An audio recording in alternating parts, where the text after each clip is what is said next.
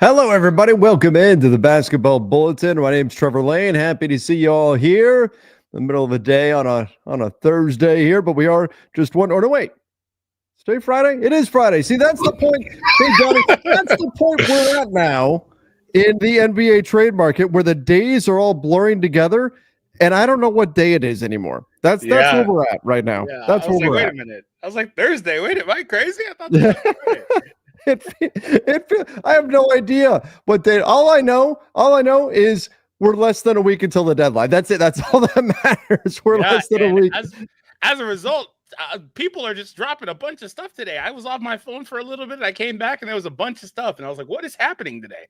There's a lot going on around the NBA for us to talk about right now. I do think that we're going to have a pretty busy trade deadline coming up here, which is exciting, it's going to be a lot of fun. I think there's going to be a lot of things that happen, especially once Master Lock me. Wait a minute. This is when you're normally live, isn't it? This is our front office Friday. Yeah, Keith and I are going to go live a little later today. He's not going to be available. We had conflicting schedules today, but we're going to go live a little later today. But yeah, it's Master Lock me for sure, par for the course.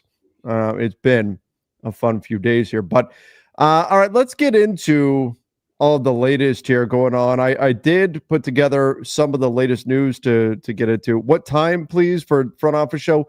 Aiming for like 1 o'clock Pacific time, might be 1:30, depending. I gotta go. Is my daughter feeling better? That's what I need to go pick up meds. She tested positive for the flu today, which is what we figured. So need to go do more of that. All right.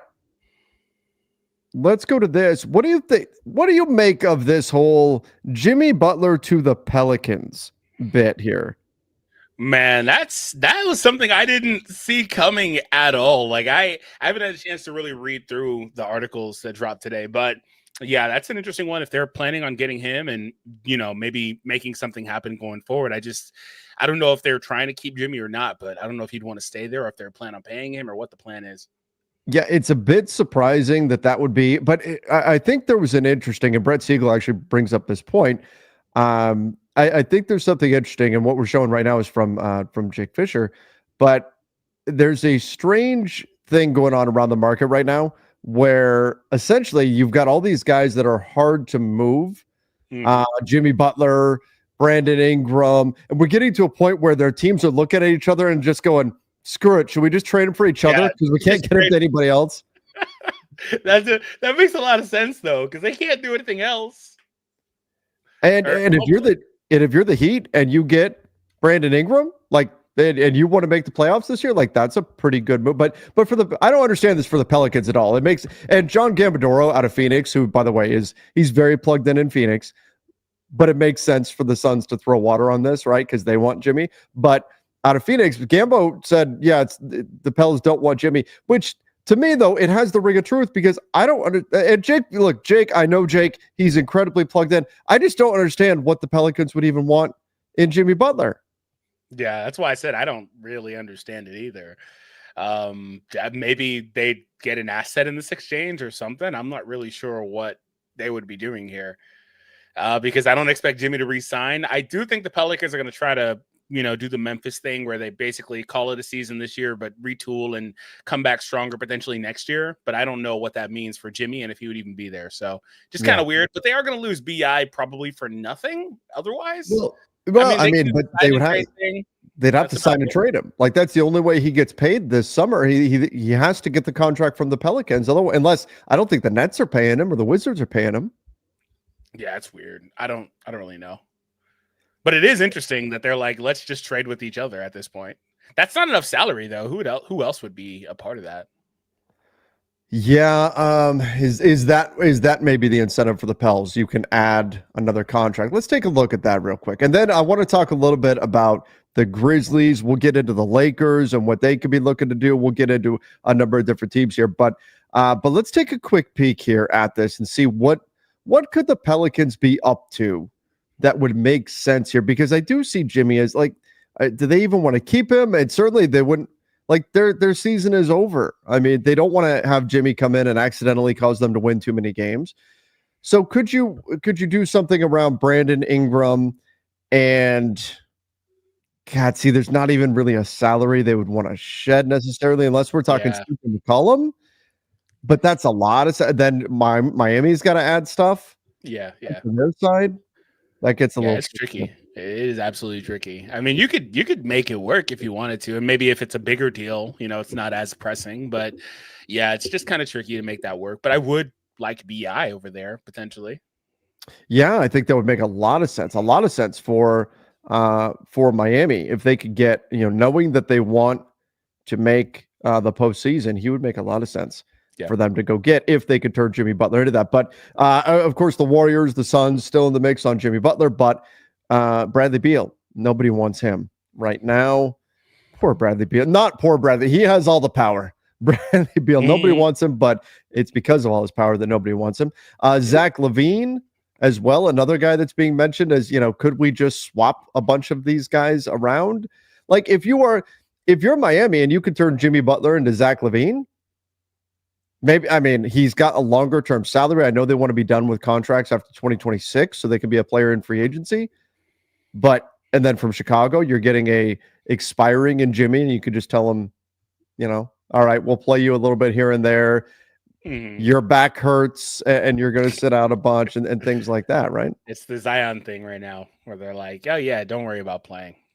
Oh God, what do you think about Zion saying I can play him back-to-backs, but the Pelicans won't let me? Yeah, I mean, it's not the craziest thing given how much he's missed in terms of time throughout his career, but it's also kind of just funny when players come out and say they don't want me to play, for one reason or another. He said if he could, if they let him, he would go out there. But I think some of that's just we don't want you playing because of health, because like I said, but also probably tanking too. So I think it's important to underscore that this is actually pretty common. And so a lot of the times when the players from the fans, the players get a lot of the heat for situations like these where they're sitting out or whatever. And 9 times out of 10, it's not the player, it's the team that's having them sit out. So Zion gets a lot of flack for sitting out games and stuff. Kawhi, right? All these guys that are load managing and all that stuff. It's not typically the player, it's the team that wants them to sit out, and for various reasons, depending on the injury that they're dealing with. But Zion saying, oh yeah, I would play him back to, I wonder if that gets, well, I don't think he made all NBA, did he? I was going to say, because he's not going to meet that superstar requirement or the star requirement for the NBA to fall under their resting policies. Yeah, they can so do they whatever can they rest want him whenever right they now. want. Yeah. Yeah, and I think with the team thing, fans expect the player to still go over and be like, yeah, I'm going to play anyway. Like I think that's what it is. Yeah. Yeah. We've seen that happen before with mainly superstars in the past. Like Kobe would say, I'm going to play. Like but that doesn't happen as often today. Yeah. Does that is it where a player can just tell the team, oh no, I'm playing anyway? Yeah, that's more or less what I guys think. have that. Yeah, I think that's where fans are like, more critical on players too, because they're expecting these guys, regardless if they could play, to go play, regardless of what the team says. But I think they're also tanking this year too. So yeah, or trying to anyway. They kind of have to. All right, let's go here. So I do think this is interesting. Other teams that have heard from Miami or called Miami on Jimmy, the Suns, the Grizz, the Bucks, the Warriors, all interested. The 76ers would have interest in bringing Jimmy Butler back, but nobody wants Paul George's contract. How crazy. They just signed that contract and it's already a bad contract. It's terrible, dude. Like you could see it a mile away that was going to be a bad contract extension that they gave him, which is why there was going back to it, I kind of like don't fault the Clippers when they tried to like basically, I don't want to say lowball, but they were shooting way lower than what he wound up getting. Yeah. Because it's just tricky. Like he's going to be in his late 30s making $60 million. I don't see that being worth it. Like I've said, like his skill set will age fine. He'll be a good role player, but he's not going to be worth $60 million. Yeah. That's tricky, man. So here's and we talked about the Beal piece of it. Talked about that. There was a bit in here, and I'll find it, but it was about the Grizzlies being a team to potentially just say, you know what, we're going to trade for Jimmy anyway. We're going to do it, even though he doesn't want to be here because he's an expiring contract. We want an expiring contract so that we can give Jaren Jackson Jr. more money. And we expect Jimmy to show up. And I do wonder if the Warriors are already putting out, well, we might be interested in Zach LaVine, and we'll talk about that in a minute. The Warriors are putting out their interest in Zach LaVine. The Suns maybe can't move Bradley Beal, and so they're pivoting to trying to move Jokic or Nurkic. I mean, boy, I wish they wish they had Jokic, Nurkic for Bogdanovic. That could leave much fewer suitors for Jimmy Butler, and then maybe the Grizzlies just say, you know what? Nobody else is buying on this guy. No place that he actually wants to go. Jimmy, come play in Memphis. They just got a really big win last night against the Houston Rockets, even without Ja playing. Sengun was not playing for Houston, but still very, very, feisty game. It was a fun one. But Memphis could realistically tell Jimmy, look, come play for us for a season, and we have a shot. Help us get, and then we'll figure out the summer when we figure it out. We'll help you get where you want to go. We'll sign and trade you somewhere, and we'll go from there. But come play with us for half a season, and then we'll figure things out, because right now there's not a better option out there. I do wonder if Memphis is sneakily, despite Jimmy not wanting to be there, like the safety net for the Miami Heat in this situation. They should be. I mean, they make a lot of sense, and they could get a deal done feasibly. But if you're Jimmy, I understand why you don't want to go there anyway, because of the fact that they're trying to use you as an extension or whatever that they're trying to do with Jaren Jackson. So I can understand that too. But if he buys in, I think no matter where he goes, Memphis or otherwise, but especially to a team like Memphis that's got the tools to compete with him this year, I think that will be in his best interest. And I think if you're Jimmy, I don't think you should go anywhere and act up and all that stuff. I think you should go somewhere, put your best foot forward, and make the most of it. Assuming it's not like, Washington or something. You should do it in Washington too, but especially if you got a chance to be competitive, right? I think you should really try to put your best foot forward. Could you imagine? I mean, we saw our Lakers play the Wizards last night. Could you imagine Jimmy in what would that would be the biggest FU to Jimmy Butler that Pat Riley could do, is just send him to the Wizards. Yeah, that would be very unfortunate. He would be fans. The Wizards. The Wizards would never do it, of course. No, they wouldn't. Oh my God, yeah, that would be so funny. All right, let's Jimmy go. has a player option that complicates things. Yeah, kinda, but I don't think any team trading for him is trading for him, because they're going to give up assets or anything. If he decides to leave, he decides to leave, and he still doesn't have a lot of options to go to. And he's telling everybody that he's going to not pick up that option. So you're already expecting it. You're expecting that, but he could change his mind. That's always, especially if he's looking at the market, and the market is $30 million a season for 2 seasons. If that's his best offer, say out there on the market is $60 million over 2 seasons or something, he might say, nah, I'm not going to do that. I'll take 53 almost for 1 season, and then we'll see what free agency brings the next year. The Wizards do not want Jimmy. Oh, I agree. It's a joke, Steven. I know the Wizards do not want. But the one above, look, Jimmy would take the Wizards to the finals, and like he did with the third stringers in Minnesota. Oh yeah, the perfect. I promise. I don't know if they do. I don't have the schedule in front of me. If the Wizards play the Heat, he would drop 50 in that game, easy. It's too funny. He would go insane. He's gonna go put his best foot forward for sure. For sure. All right, let's go here, and then we're going to get into some of this Bogdanovic stuff and everything else. Mamadou, how much would we have to give to get Bruce Brown and Jakob Poeltl? I'm assuming when you say we, it's I know Mamadou's been over on the Lakers Nation, so I'm assuming you mean the Lakers. A lot. I mean, just getting their salary without D'Angelo Russell on the books anymore, getting their salary wise is very, very difficult. That's very hard to do. You're talking about like $43 million in salary. And you've got to have more than that going out. So and you're also giving up both of your picks, by the way. Yeah, because probably. You're gonna give up at least one for Poeltl himself, and then you're gonna have to send out some bad contracts. Yep. And so you're talking about Rui at $17 million. Dorian Finney-Smith wouldn't move, but you would assume they wouldn't want to move Austin. But so you're talking Gabe. Okay, that gets you to $28 million. Vando, okay, that gets you to what, almost $39 million, and we're still short. Then you got to add in what, JHS, another contract, Max Christie, maybe they'd ask for. Like you get to a point where you're just stacking, and teams just don't have roster room to take that many salaries back. I had somebody ask me earlier today, could the Lakers get both Bogdanovic and Capella from the Hawks, and it's the same problem. You have to stack up some, like, teams just don't have enough room to take on all the Cam Reddishes and Jackson Hayeses and Christian Woods of the world onto their roster in order for the Lakers to get there math-wise. So that's the problem. Yeah, and like I said, you're gonna give up picks. They're gonna ask for both of them. Oh yeah. Here, like, the Raptors would want both 2029 and 2031 unprotected. Yeah, they absolutely would. And again, I just don't think you can get there math-wise. Doug, not Dave McMenamin, said Trevor's people will get with Keith's people. That's right. That's how we're going to do it. No Woj this year. Does that affect the info flow?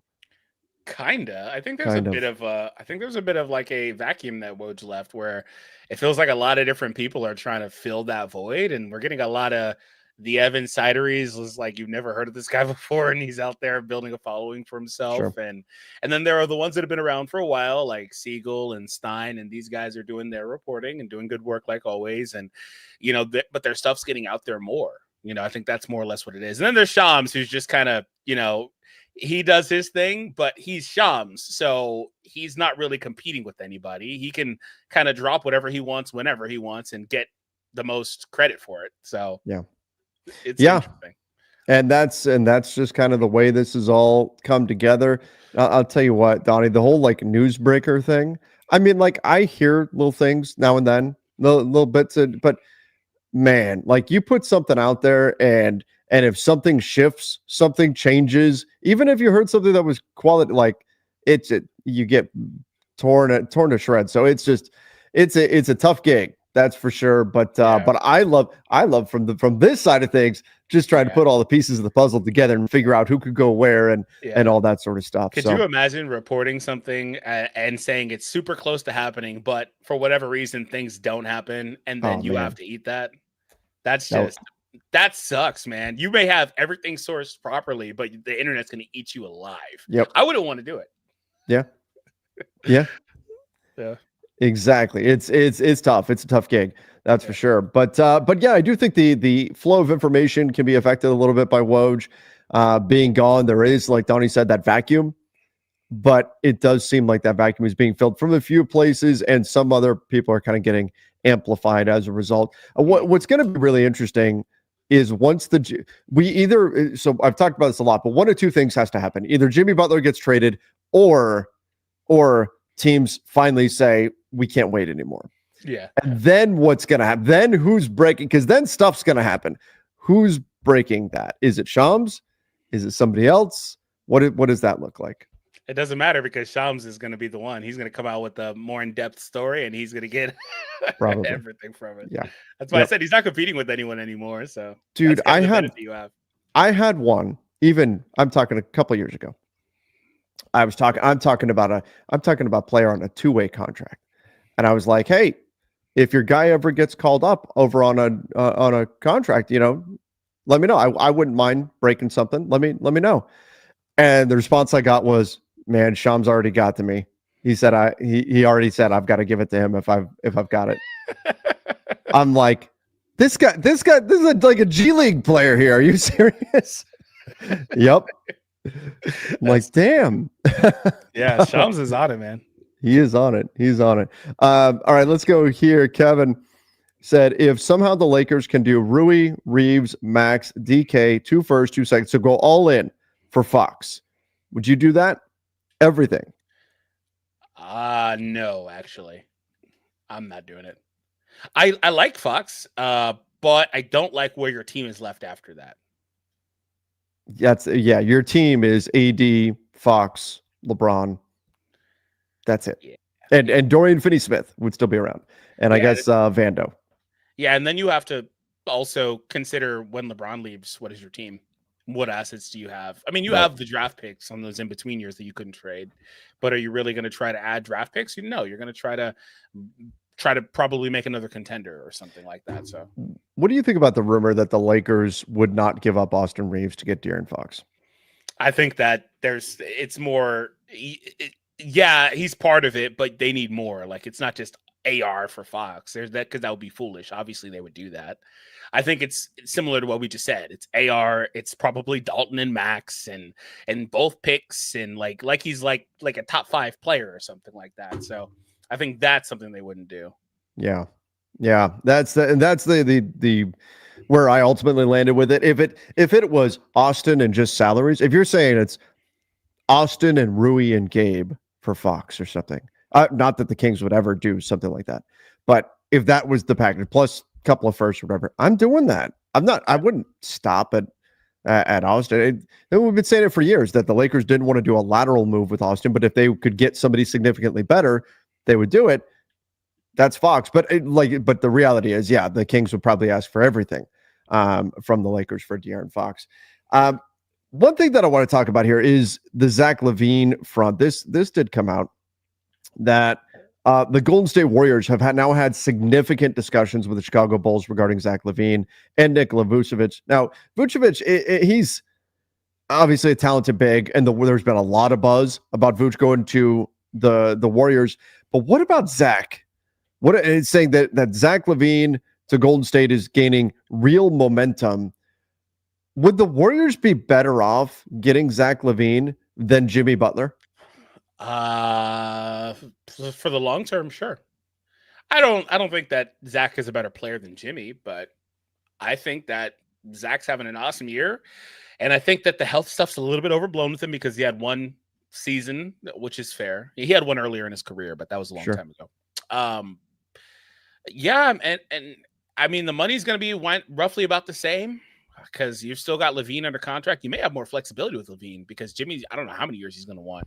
That's just it, right? So, like we look like right now, there's flexibility, but what are you going to have to give Jimmy after this year? Yeah, I don't know. That's because I think the Grizzlies are the only team that would get Jimmy as potentially just an expiring. And you look at what Zach LaVine is doing this year: 24 points, 4.5 assists, 5 boards. Shooting, I mean, my God, 45% from three. Yeah, you talk about regression all the time. It's not hitting Zach at all. Not yet. I mean, it might hit him. No. What's he done in the playoffs? How many times has he even been there in his career? That's the question too. Yeah, let's see. Probably only a couple times. Right, but Zach's been playing great basketball, so I could see a world where the Warriors might say, you know what, we're a little worried about your. Oh, there you go. I knew it. He's played 4 playoff games. See, he averaged 19 points, but that's what you would be more concerned about, I think, is like, is he able to do it in higher leverage moments? By the way, new record, 1,400 viewers. Thank you guys. We really appreciate it. Make sure you subscribe if you're new as well. That's right. Hit that subscribe button if you're new. If you haven't checked out the channel yet, please do hit that subscribe button. We're keeping you up to date on everything going on around the NBA. And the like button. That's right. Smash that like button. And when I'm looking at LaVine, I think he's a good player. I think he's a talented player. I think he's had the best season you could possibly imagine for him. I don't think you could ask for anything more. And if the Warriors say, you know what, we want to make a push here, we have to do something. If that's their mindset, we have to do something. I could actually see a world where they say we would rather pay Zach LaVine over the next 3 years than pay Jimmy Butler over the next 3 years, especially with Jimmy. He's, he can be a little rough around the edges sometimes, and you've already got Draymond. Could that be a combustible situation? Yeah, well, I don't know if you saw it, but there was a report yesterday that they may be concerned about how that would work with Jimmy. Did you see that? I did. Yeah. Yeah. We didn't get around to talking about that one, but yeah, there was a report that they would be concerned. And first thing that came to mind is, yeah, you'd have 2 hotheads in your organization with him and Draymond, and that could get kind of crazy. Both those guys are pretty erratic. I don't know if I would like that, but you could put it together and maybe make it work. But I just don't like the age timeline. But to be fair, he's perfectly slotted with Curry and Draymond. And so if you're the Warriors, you have a couple year window and then you just reset everything. So I would have to assume as well that you could get LaVine. Well, I know the Warriors are going to fight to not include Kuminga in any deal, whether it's Jimmy or not. I could see Miami demanding Kuminga. I would think the Bulls would not be in a position to demand Jonathan Kuminga to come back. Has LaVine played his way off of you remember the stance where it was like, oh, if you have to give up something. If you want to trade LaVine, you've got to attach assets to him. Has he played his way off of that? Yes. Yeah. I think he's played his way off of that. Yeah. I don't think the Bulls have to give up anything to move him. I wouldn't assume they're going to get back a bunch of quality assets, but they probably get something. I don't think you're no longer at that point of, oh, it would take a first to move Zach LaVine. Do they have the right to demand somebody like Kuminga or something? I don't know. Pods, that might be a little bit much. That might be a little bit, but I mean, unfortunately, Moses Moody is poison pilled. Podziemski, I don't know if you're going there, but I mean, but the Warriors have a bunch of future draft capital. Could it be? The problem is they still wouldn't want to move Andrew Wiggins. So then, are you doing it for Schroeder, Gary Payton II? Like you're starting to stack up crazy salaries again and do all that kind of stuff. But if you were to do something like that, maybe it's at like a protected Warriors first or something could be in it. I mean, that could be interesting. Yeah. Jinx, that could be interesting. But I do think that Zach LaVine would make the Warriors that much better because there's nights, and Golden State was great in their last game against OKC, but there's nights when it's like it's Steph and nobody else can score the ball, you know? Yeah, and so LaVine would give them that. Yeah. I'm so glad I'm not a Warriors, Lakers, Suns, or Warriors, or Portland fan. These teams' futures are screwed. I mean, one thing that I think really needs to be remembered with all of these teams is that they've got draft picks. Like we always talk like they don't have any, and that's the way it's always perceived, but they have draft picks because they're not able to trade them. So like the team, for example, the Lakers have this offseason and then next offseason, right? But they have all their picks and all that otherwise. And the Warriors, we're talking 25 and 27 are gone for the Lakers, but they have 20 right now. They have 26, 28, 29, 30, 31, you know, all those. I was just saying they can't trade them in consecutive years. Sure. So so there's a gap there, but other than that, they've got everything, right? So I think that's the same for most of these teams, including the Suns. In fact, they've technically got more flexibility because of the trade that they made. I think the tricky thing is when you're worried about this stuff, and then also I love the Portland stray there because they're not really there. But when you're concerned about the futures of these organizations, it's more about like, do these teams have their franchise next guy that they can kind of lean on? I'm actually genuinely curious what a Warriors rebuild looks like because I don't think that ownership group has ever been in a position where they haven't had a franchise player. Didn't they come around when Steph was already there? Well, Lakeup was, in fact, I remember one of Lakeup's first introductions, or not introduction, but his first public speakings to Warriors fans. They were getting booed because the Warriors were still struggling. I mean, it wasn't that long ago that the Warriors were terrible. They were like the easy win in the Western Conference. And then Steph came along and it took him a little time to get his legs under him and get past some ankle issues. And then they really started to roll. And they brought in the 3-point revolution and everything. But this is, it would be, I think on one hand, it might be a bit of a challenging rebuild for them. But that's part of why I think they don't want to move on from Kuminga. They don't want to move on from some of these other pieces. And could you build a team in the future around Zach LaVine? Well, no, but I mean, really, Steph probably has a couple more years left. So maybe by the time LaVine's contract is coming up, Steph is walking away anyway. Same thing with Draymond and kind of there you go. I believe there's 1 year that LaVine has that goes past Steph's contract. Yeah, so that's more or less my point. Is like these teams aren't as screwed as they kind of get portrayed as being. It's just more or less, do they have the next guy? And they don't have the next guy. Especially Golden State has all their picks. That's my point. It's like so they have all their picks. Yeah, there's not really anything to feel bad about. It's just, do you have a star player or not? Yeah. All right, let's go here. Kevin said, if somehow the Lakers can do Rui, that one we already did. Julian said, Fox, Ellis, and Len to the Lakers. Austin Reeves, Gabe Vincent, Dalton Connect, Rui 2 first, 3 swaps, 2 seconds. No more Woj bombs, so prepare for Shams bombs. Yep. This is certainly more coming. I'm with Ellis, with Len, Reeves, Vincent, Connect. I mean, this is. I mean, like I would do something like this if I was the Lakers, even though it's both first. But then you're building your team in the future around Fox and AD, and there you go.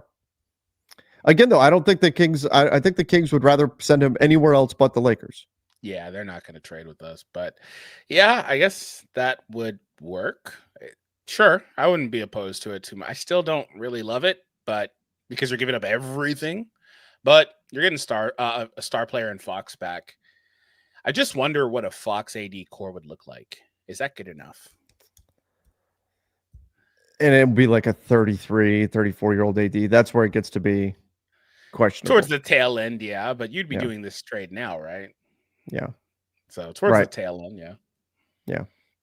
But again, it's not like, look, anytime any player is on the market, fans are gonna look and see, how could my team get that guy? I just don't see it as very likely that the Lakers will they make the phone? Yeah, make the phone call, but it just doesn't seem like it makes a lot of sense, especially with the word out there being that he wants to go to San Antonio, but the other teams could be like Miami, could be Houston as potential landing spots for him. I don't think the Lakers are really. The Lakers thing was tricky because the report said because he's a clutch guy, they know what the Lakers would and wouldn't trade out, and that's where it became, they're not trading ARs. It almost sounds like if they would have been willing to put everything on the table, then that would actually be a real thing. Right. That's what it almost sounds like. So I don't know. It's just tricky. Like, I don't. I feel like he's more or less like a tier 2 star, and I don't know that I would want to give up everything for a tier 2 guy. Yeah, a lot of it would depend on how you see De'Aaron Fox, and he's a little bit polarizing. He has his fans and he has his detractors as well. Luke said when I was talking about Curry, get past his ankle issues, and then they started to roll. That was an unintended ankle pun there. Unintended, I promise. Yeah. Here's a trade that Cedric's thrown out. What do you think of this? Heat get Brandon Ingram and Nance. The Hawks get, it's a Zion trade. The Hawks get Zion. The Pels get Jimmy Butler, Capella, if you're the Pelicans, are you giving up Zion and getting back Jimmy Butler and expiring in Capella? Plus you're getting 2 firsts. But really, like, I guess, does Jimmy Butler want to be in New Orleans without Zion? That's tricky. I mean, maybe, like, what would happen to Zion if Jimmy showed up? That would be tricky. Would Zion finally just erupt and turn into the superstar that? Or would it go the other way? And Jimmy would go the other way? I mean, would Jimmy, Michael Jordan to Kwame Brown him? Oh my God! Could you imagine? I don't know. That's probably too volatile for me. I don't know that I would want to put him over there. But Zion's moving out in this deal. I mean, Zion it would make sense for the Hawks. I'd like him with Trey. Oh, that would be, assuming he's playing, that would be electric. That would be fantastic. Yeah, I guess if you're the Hawks, you do this. You take the gamble. 2 firsts and Nance and an expiring Capella. Yeah, you're not really giving up a ton there. You're not giving up a ton. I think that's worth it. I wanted to spotlight Todd in the chat because he said Fox this year is a tier 3 guy, and then he said Sacramento is better with him off the floor, and I want this bum off my team so bad. Todd Packer, Dunder Mifflin's own. Oh my God! I wonder sometimes I look at the Kings and I'm like, is Sabonis just the better of the two? Like, seriously, I do wonder that. Are Kings fans turning on De'Aaron Fox? Is that happening already? I mean, if he wants to trade, the crazy thing about that is that the Kings approached them and said, "Yeah, right." You? That's the crazy part. It wasn't the other way around. And the only reason they're doing that is because there's more pressure to move him over the summer. But it also, and this is what I think may mean that San Antonio doesn't wind up getting him. It also opens up teams that aren't on Fox's list, because a team can say, you know what, a year and a half, we have the rest of this season plus next year of De'Aaron Fox under contract. You know what, even if he doesn't really want to be here, maybe we can give up enough to still get him and then really try to make a push, and we can convince him to stay. We have a year and a half to do that. Maybe that makes sense. Whereas if he's only has a year, maybe that's not quite enough for teams to get in on him. And the word is the Spurs don't want to deal Stephon Castle. Well, game over, right? I mean, that's if I'm the Kings, I have to get Stephon Castle in that deal. Yeah. I know the Spurs have draft capital they can put in everything, but Stephon Castle is the piece I want if I'm the Kings, and I would put a hard line in the sand. I'm not, and maybe the Spurs just say we won't give him up, but that's what I need in order to move De'Aaron Fox. And if not, these teams that might be willing, because there's a year and a half to work with and not just a year, I'm listening to those offers and seeing what I can do on that front. Yeah. What about Devin Vassell? I like Vassell, but he's got a bunch of years under contract. He's dealt with injury history. I'm a fan of his. I like his game, but Castle is the piece that I would want if I'm Sacramento. That's fair. Yeah, that's fair. I think I don't. I mean, I think he's going to be really good, Castle. But if you're the Spurs, is that enough to just stop this deal from happening? I mean, the word is that it would be. So I think it was Windhorst who mentioned that the Spurs believe that Castle will be as good as Fox in a few years. That was going to be my question. Like, and is he going to be? If that is the case, then fine. Yeah, then keep him. Then definitely just keep Castle. He's under contract on a rookie deal. Then keep him, but don't do it. But yeah, if I'm the Kings, I got to get that. I got to get him back. Yeah, you have to. If that's the expectation on him, then you've got to get him back. Yeah, because Castle's awesome. I didn't know if that's how they valued him though. If that's how they are going to value him, if that's how the Spurs are going to value, I do wonder: do the Spurs have enough to get him without Castle? They've got draft capital they can put in, but if you are the Sacramento Kings, is there, and you don't want to just fully tank, you need pieces that can help you win right now.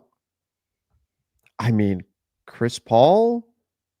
What else do you get with Keldon Johnson? Yeah, that's not exciting me enough to move on from my franchise guy.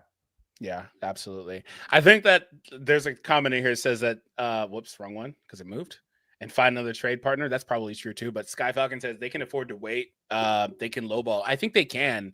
It's just It's just tricky because Wemby is already like a top top 8 guy at worst. Like he's already there. Like so, if you could put him with another star level player, you may legitimately shoot up to where you could contend for a championship already. Like, I think that's where it's tricky, in my opinion. But you would have, in theory, a longer window with a younger guy, of course, that you think is supposed to be as good. So that's fair. But it's just, with Wemby already being where he's at, that's the tricky thing. And I feel like Wemby still got a lot of discovery that's going to happen with him where he figures out how he wants to play more. Because right now, he just kind of just goes out there and plays. Like, he just does whatever. It's really funny watching him because he's just taking one-legged threes or doing all this other stuff. And I'm like, dude, if he refines his game, it's going to be crazy. But he's already so good without needing to do that. So, I don't know. They're in a weird spot, I think. But it's not a bad problem to have. The refinement, I think, is coming for Wemby. And that's the scary part. It'll come. That's what I'm saying. Like they're going to be ridiculous. Yeah. So you could make an argument either way, I think. But so you could have Fox and Jimmy Butler on them. I do think Jimmy's going to move before the trade deadline. I think Fox could potentially move. I don't if San Antonio loves Castle that much, and I'm not saying they're wrong for doing that. It wouldn't shock me at all if Fox winds up somewhere else. If he winds up going somewhere, I mean, crazy things happen, right? We could see a trade that loops in Jimmy Butler and De'Aaron Fox. Now, the rumor is that Jimmy doesn't want to go to Sacramento, so I'm not necessarily saying that, but there could be a big trade that sends Fox to Miami, Jimmy Butler going elsewhere, other pieces moving. Like, we could have total chaos on the trade market in a Jimmy Butler and De'Aaron Fox trade. Like, that's not out of the question. Yeah, that's true. Yeah. That could be interesting. All right, let's go here. Can the Spurs trade a magical pick that is always number one? So the Spurs can say, hey, the next year, we're going to be tanking, let's see, 2031, we're going to suddenly experience a bunch of injuries. And then we're, of course, going to get the number one pick. A la what happened with David Robinson, a la what happened with Tim Duncan. We're going to have that happen. They were bad for a few years when they got Wemby, but the Tim Duncan year especially, egregious.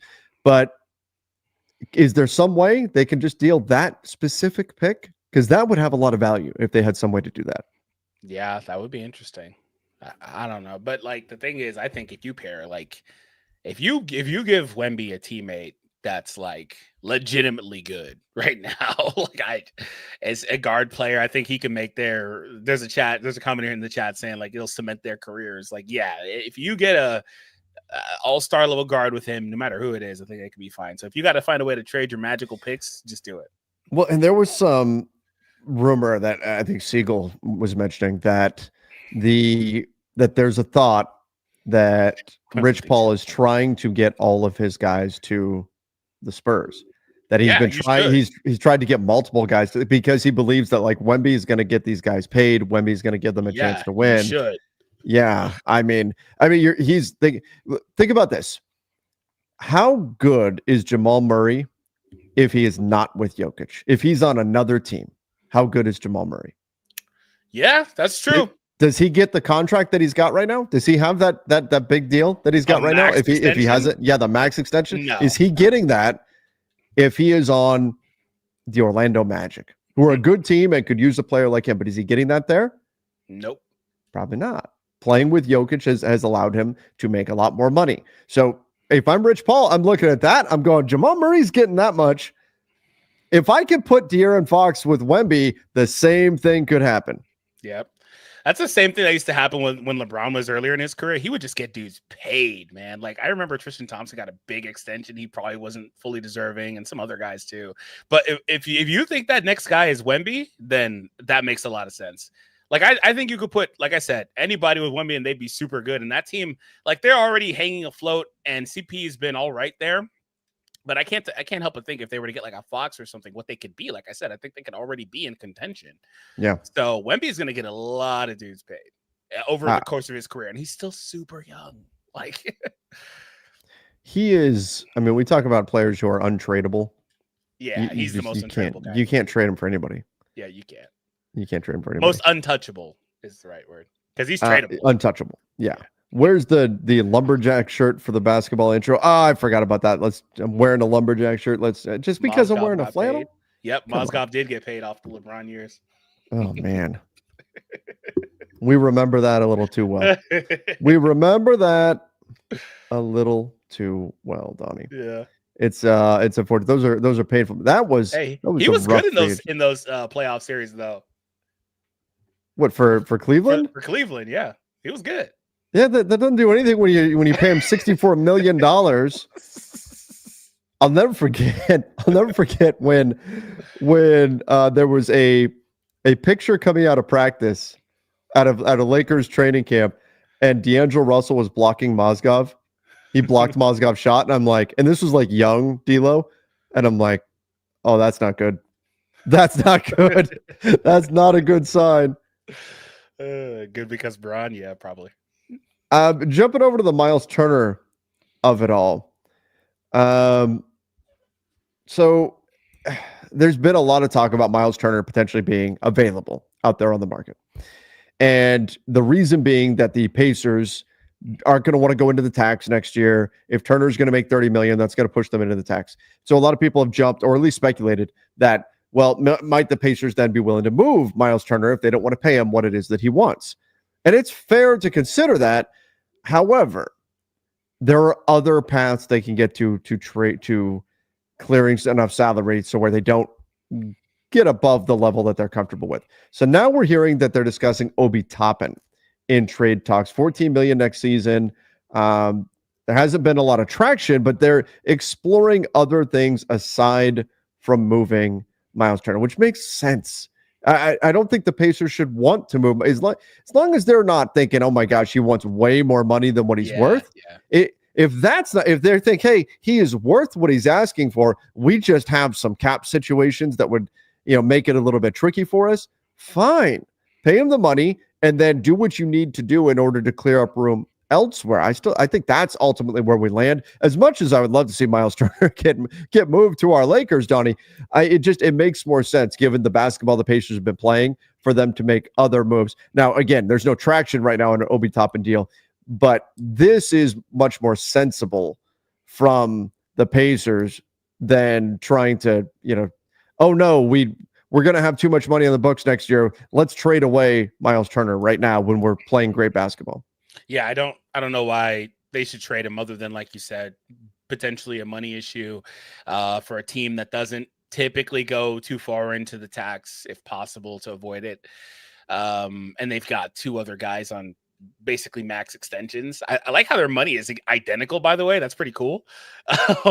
But regardless, yeah, with Turner, they're going to need another big back. And I've said repeatedly when we talked about this, that like, how are you going to trade Turner while needing a big and wanting to stay competitive? Are you acknowledging you're taking a step back, or are you going to find a better player than Turner that you can plug in there? It just makes the most sense to pay the man what he wants, which could be upwards of 30 because of the Isaiah Hartenstein stuff. But I think you just got to bite the bullet and do it if possible. In terms of Toppin, I I mean, he's okay. I don't know how much they can get back for him.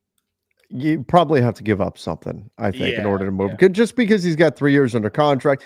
Teams right now, they're so reluctant to take back any contract that doesn't expire, or at least expire the next year. And unless it is like a killer value, if it's a player where you're like, man, that guy's under contract for like 4 more years and it's a great contract, then teams, if it's a superstar or whatever, teams will do that, of course. If it's Herb Jones, teams will be thrilled to trade for Herb Jones, who's at like $13 million. That type of contract they're fine with. Otherwise, anything that goes past a year or two, I don't think we've seen a league this allergic to long-term salary as the current NBA is. Teams do not want any long-term deals on their books right now because of the new CBA. So it would make it challenging. But again, if I'm the Pacers, that's what I'm exploring. Now, could you find a wider market for Nesmith? Probably. They've also talked about maybe moving Benedict Mathurin, and he would have plenty of suitors out there on the market as a young player. Not that he alone clears enough salary for them, but still, that puts them pretty darn close to getting it done. So I'm looking at all of these other things if I'm the Pacers before I'm considering moving Miles Turner. And that, I mean, even when we step back beyond just the financial piece, we look at the basketball piece of this. If you're going to move him, even if you say, you know what, we only move him if we get another center in return. Great. Unless you want to really revamp the way you're playing basketball right now, that center you get in return has to be able to shoot the three. And that's not easy to find. And people will immediately point to Vucevic. Maybe there's something that could be done there, but they'd have to be pretty convinced that, number one, we're dead set. We don't want to spend the money next year. And number two, the only way to not spend the money is to trade Miles Turner. And so it has to be both of those conditions that have to be met in order for them to get to the point where they're trading him. Yeah, I agree. And the tricky thing with this team is, as YYC pointed out, is this payroll is too expensive for an okay team. That's the only tricky part about locking in Turner too, is that you're going to be locking into this Halliburton, Siakam, Turner, and then you're going to be paying the other guys like Mathurin down there and some of the other guys on the team. Like it's kind of tricky for this team. Yeah, it is. It is going to be. It'll be a bit of a balancing act here for the Pacers, but they're playing much better basketball lately. So I just don't see them. I don't see them moving on from him. Now, it's possible there's something that something could happen. It always is, but they would have to be very convinced that there's no other move they can make. I think. Aside from like moving Halliburton, like obviously they're not going to move him. You're not moving Siakam and all that, but they'd have to be very convinced. They have no other path to clear a little bit of room. Yeah, that'd be tricky. Lakers got the Disney ring and we're content. Well, I think most teams would have been content with the Disney ring that year, but that's just me. It's just a ring. It's. I think every team would have been content with it. I don't want to relitigate all that, but my goodness. Mamadou said, with the trade deadline coming up, it would be hard for the Lakers to get both a center and a two-way guard. Which one would you prefer? So, Donnie, I actually, without going too Lakers-y on this here, I threw that out there on X and said, if you can just get one thing, what do you want? And it was like 90% voted for a big over a guard or a wing. Everyone wants a big. Which everyone wants a big. I'm not sure that is the best. And part of that is because Anthony Davis wants a big. Mm-hmm. I think they need a big. I thought it was a mistake to not get a big last summer. But if I had to pick between a guard and a big, knowing Anthony Davis is going to log 35 minutes a night, 40 minutes a night at the center position come the postseason anyway, maybe a guard is the better path. Like I do think they need both, but I don't think it should be so written in stone that a big has to be what the Lakers get. Is he gonna log that much minutes at the center position? Because he wants to have the option of playing the four, and I think that is important. Unless they were making some sort of adjustment where they started with him at center, right? He's still only going to log maybe half of his minutes at best at the center position, which still opens 20-25 minutes for somebody else. I mean, if you're playing the Warriors, he's going to play all the minutes. So that's why I said it depends on the matchup. An adjustment. Yeah. So, but otherwise, it's not the craziest thing to where you could play out there. It's just a tricky thing with the LeBron piece of it all. I think LeBron makes it complicated a little bit. But if you've got, two good defensive players back there behind him, and then if LeBron's engaged on that night, which in the playoffs he would be theoretically, and then you also have guys like Max and DFS out there, I think you can make it work. It's not like it's untenable. It's not something you can't do. But I understand why everyone wants a big, because they've wanted a big for years. Like we just haven't had a big on that team aside from AD.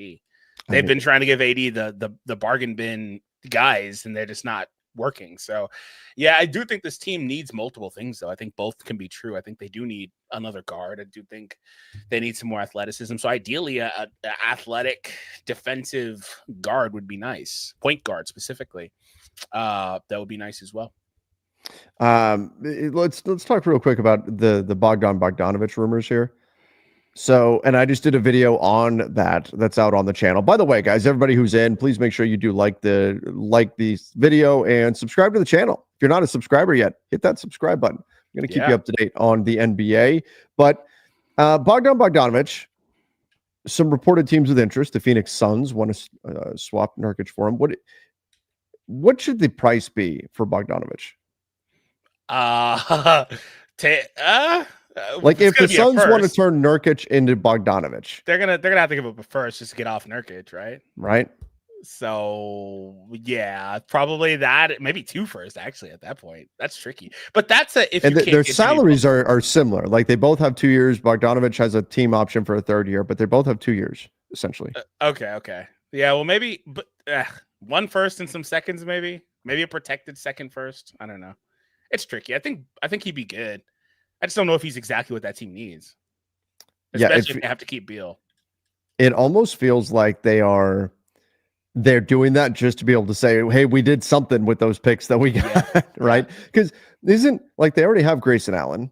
That's my point. Is not the exact same player, but they already have Grayson Allen. And you can make the same mistake for the same claim for the Lakers, saying the Lakers already have Dalton Connect, but he's not ready at this point.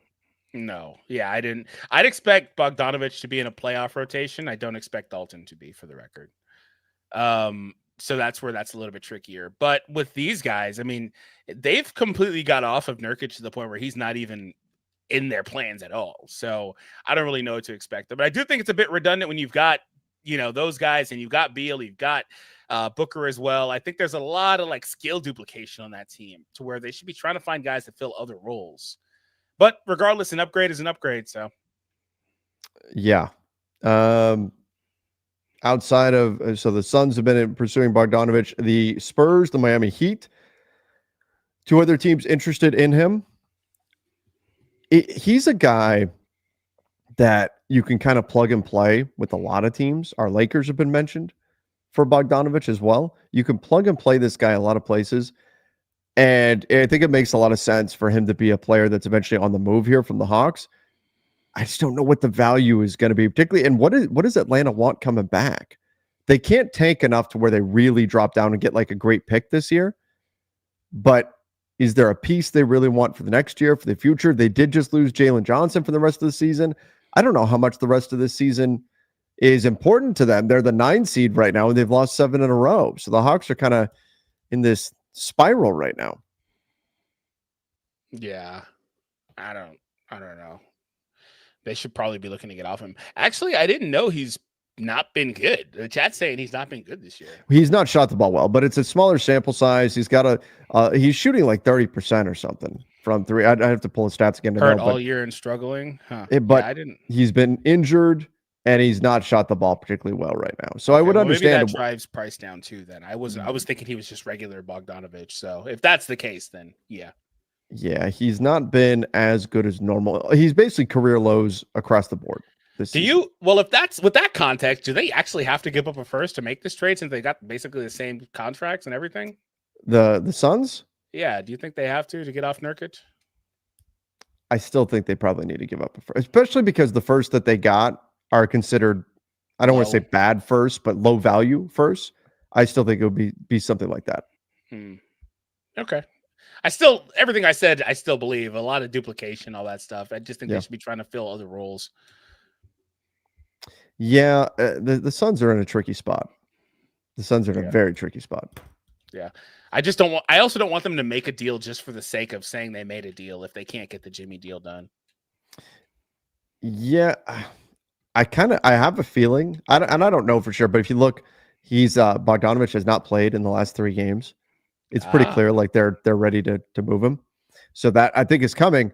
But I think when you look at what Matt Ishbia does, I could see him, and again, not having any inside knowledge or anything, but I could see him being like, well, we have to do something. You know what I mean? Like we just made that trade with the 2031 first. We need to do something. We need to get something done. Yeah, he will make a move. Yeah, he's going to make a move. So that's fair. But yeah, I would just not like for them to do that if they could avoid it. But if he's going to go all in and make something happen, if he's the best guy available, then sure. Spurs reporters and some Sacramento radio folks saying a deal is close, but it's so messy.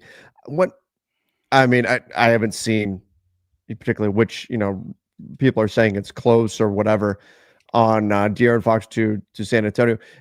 I wonder if it really comes down to this. Are Spurs fans just hoping Castle isn't in it and Kings fans are hoping he is, and one side or the other is going to be disappointed? Is there any way Kings happens and they don't? They do the deal without getting Castle back? It's possible. I wouldn't put it past him. It would be a mistake. Yeah. I think for the Kings. Yeah. Well, depending on what other offers are out there, but I would think that would be a mistake for the Kings. Yeah, that could be a problem. To do it without Castle coming back. All right, everybody, let's see if there's anything else going on here we want to get into. Obviously, it's a pretty busy time right now in the NBA. We've got the trade deadline now less than a week away. Of course, I have a feeling, Donnie, we're going to get something over the weekend. I have a feeling something's going to get done. We're approaching the deadline. Is what, on Tuesday? It's Thursday. Okay. So the 6th. I have a feeling something's going to get done this weekend, and we're going to have breaking news. It just seems that way. I was kind of wondering if we'd get a Friday afternoon news dump. So maybe that's a thing. That would be fun. That would be fun. No, it wouldn't. No, it wouldn't. No, I kind of like the perpetual, like, are they going to trade? Are they not going to trade? We're in right now. Like I said, I want to see that big deal go down. The 3, 4, 5 team rumored trade or whatever that was out there for a while. I want to see that happen. But here's what's going to happen though. A deal's going to go down and then it's going to set off a chain reaction. And there's going to be other deals. I think that's especially if the Jimmy deal goes down. The Jimmy deal happens, I think fairly shortly after it's going to go boom, boom, boom, boom, boom.